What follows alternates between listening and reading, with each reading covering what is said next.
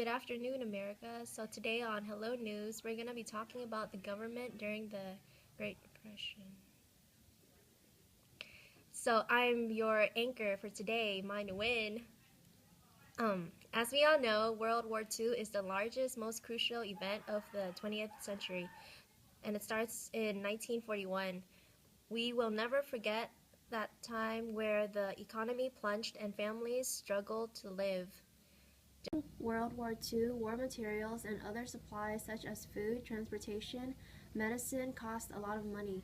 Therefore, the United States government decided to raise taxes and borrow individuals through war bonds, big businesses, and banks.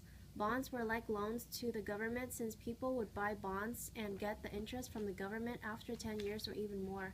As for war production, America launched more vessels in 1941 than Japan did the entire war.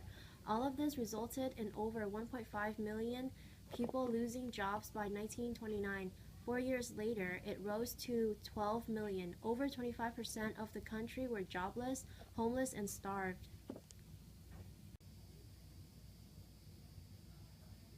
So for further information, let's have a talk with someone who experienced the Great Depression. Hello, I'm interviewer Nguyen Chang, and I'm here today with Miss Sarah Nguyen, who experienced the Great Depression as a child living in Chicago. Hello, thank you for having me here today. So, Miss Sarah Nguyen, why don't you start by telling us why President Roosevelt provided so much war material during the World War II? President Roosevelt believed that the more war material we produce, the better, the more obvious our strength will be. So, Miss Sarah, how much war material did the U.S. produce? Factories produced about 60,000 aircraft in 1942 and increased to 125,000 by the following year. We also had 55,000 anti-aircraft guns and 8 million tons of merchant shipping. How did the government help to buy all of the equipment and supplies needed during World War II? My parents told me that the government raised taxes and issued war bonds, which are loans to the government from the citizens who would then receive an interest from the government after 10 or more years. The federal government spent over $150 billion by 1944 to spend on war materials. Let's now talk about your family. How were you able to eat? Where were you living? My family lived in a small house in Chicago with several other jobless families. We each supported each other with the little money and food we can find. So how much were the wages during the Great Depression? So for those who were lucky enough to get a job, they work for 12 hours on weekdays, every weekdays, 10 hours on Saturday, and 8 hours on Sunday, which is a total of 78 hours a week, and they get less than $1 each week. But that's very little. Can you describe your neighborhood? My neighborhood was filled with homeless people. I wanted to help, but there was nothing I could do. We were already fitting almost 15 people in a tiny house. Do you have any hope at that time that life will get better? Yes, thanks to President Roosevelt's New Deal programs, the declining of the economy was delayed bit by bit. We also had a war. Sorry. So the War Production Board granted supreme authority to direct placement on materials and industrial production programs. Okay, that's the end of it for today. Thank you for spending time with us, Miss Sarah Nguyen. Goodbye, everyone.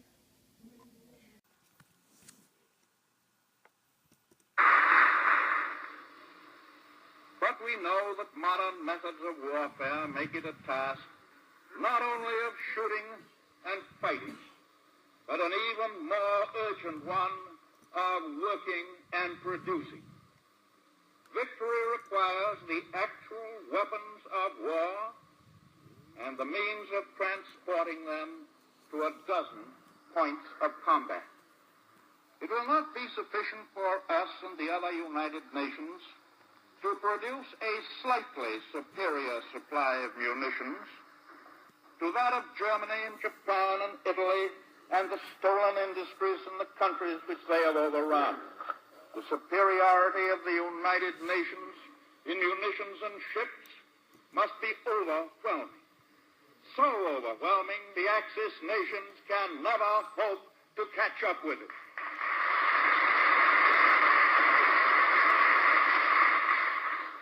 And so in order to attain this overwhelming superiority, the United States must build planes and tanks and guns and ships to to the utmost limit of our national capacity.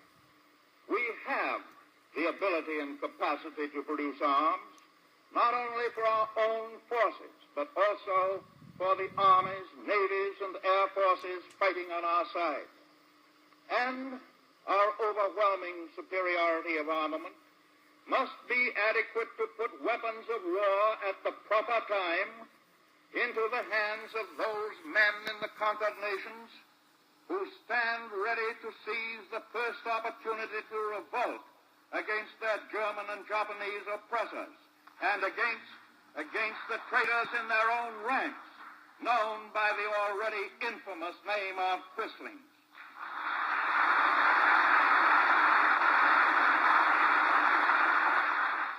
And I think that it is a fair prophecy to say that as we get guns to the patriots in those lands, they too will fire shots heard round the world.